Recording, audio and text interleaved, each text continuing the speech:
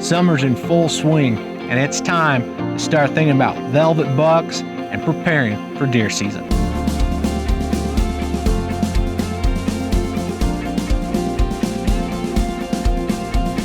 We've been out putting some time behind the glass, getting in that redneck blind, and we've seen some good deer.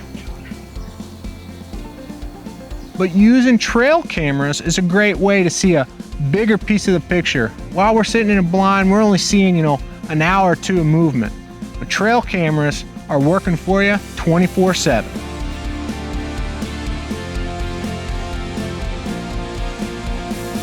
So I wanted to take time to share a few tips and techniques that we use here at the Proving Grounds to kind of find trail camera locations and how we set them up. Our Moultrie mobiles are out in the field year-round. In the spring, we're monitoring turkeys, and then we're seeing fawns hit the ground and turkey poults here the past few weeks. But up until now, bucks, they may be putting on antlers, but we can't ID them as specific bucks. But once we reach about that July 4th mark, most of the mature bucks have enough characteristics that we can ID them as a specific buck.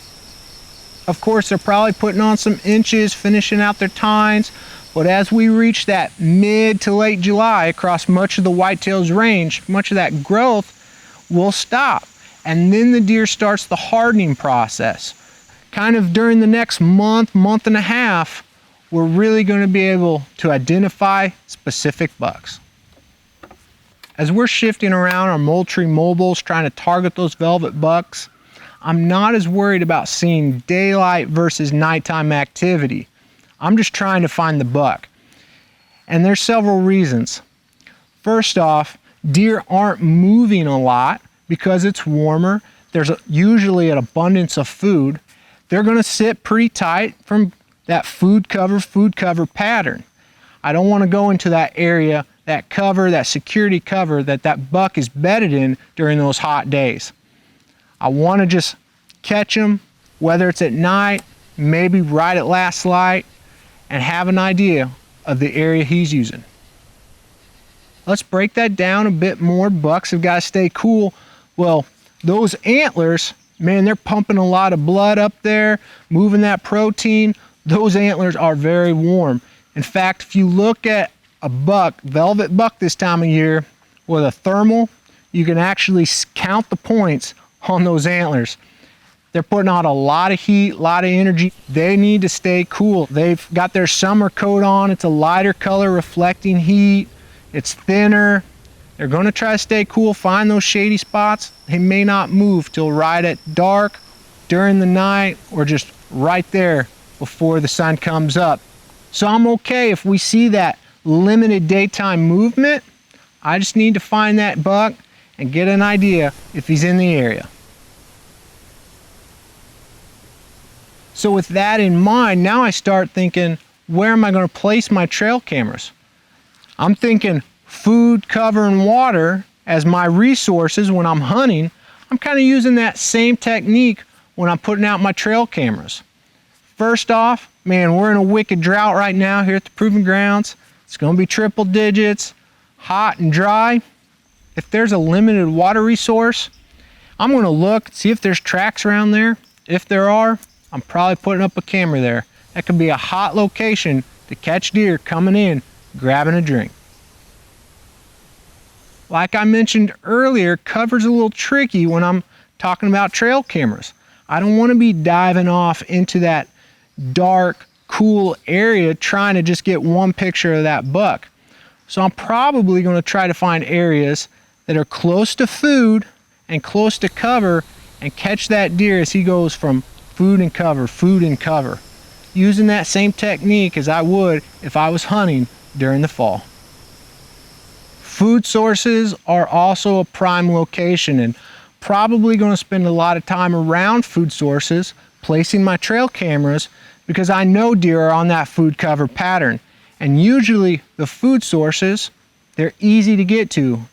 Now keep in mind, food sources are probably changing. A few weeks ago we shared that we collected buckwheat samples out of the summer release blend, and it was very high in protein. And that was the species that deer were just hammering at that time. As we were driving down this morning, I noticed buckwheat has flowered and already started setting seed. It's not as palatable to deer, so obviously they're targeting a different species in the summer release blend.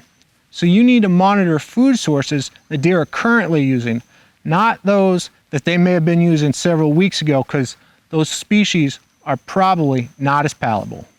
The same is true for native species. That's where a lot of sunlight's hitting the ground, so it can dry up very quickly.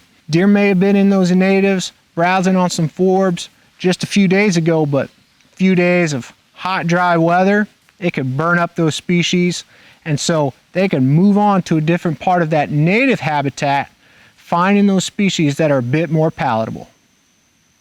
So it's important to note that food sources change, and you're going to need to move your cameras accordingly. So when I'm looking for Moultrie mobile locations, I'm looking around those resources, food, cover, and water. And then I'll take that one step further. Those areas that are easily accessible. How can I get in without alerting deer? Growing Deer is brought to you by Bass Pro Shops and Cabela's. Also by Green Cover Food Plots, Winchester, Lacrosse Footwear, Moultrie Mobile, Fleet Outdoor Apparel, Morel Targets, RTP Outdoors, Fourth Arrow, Hunt Stand, Scorpion Venom Archery, Case IH Tractors, Ward Laboratories, Burris Optics, National Land Realty, G5 Broadheads, Prime Bows, and Redneck Hunting Blinds. So as I start moving cameras to these types of locations, I'm breaking it then down into new and old locations. There's some tried and true proven location that I just know each year deer are coming out at this trail, or they're coming to this food plot at this pinch point. I know that from years past. Those are the easy ones I'm going to start off getting cameras at. Then I'm going to start looking for new locations. Maybe you're scouting and planning to hunt a new property this fall, or you're hunting a property you've hunted for years, but you know in the past you haven't really been able to get in on those velvet bucks, and you need to change things up and find some new trail camera locations. That's all right. A lot of times I'll start by looking at a map. I'm going to look and try to find pinch points just like I would when I'm hunting. I'm going to try to find those pinch points, whether using the terrain or the habitat features, to try to find areas on a map where deer may be bottlenecking down. Once I locate several areas that look like pinch points on a map, I'm going to put boots on the ground. I'm going to start looking for that fresh sign. Browse, fresh scat, heavy trail, trying to find some signs showing that deer are moving through there. This is a great technique to learn how deer are moving through the property, gain some good intel for later this fall. Once you find a location that's got a lot of sign, it's time to set up your camera. It's important to go ahead and mark that location where that camera is on your map. Maybe you're hunting with a buddy and you need to show them, hey, this is exactly where that camera is. Or if you're on a new property and you don't know your way around yet, you can mark that and know exactly where your camera is, so you can easily go in and you're not wandering around trying to find that camera later on. Now, setting your camera up sounds easy and great, and it is.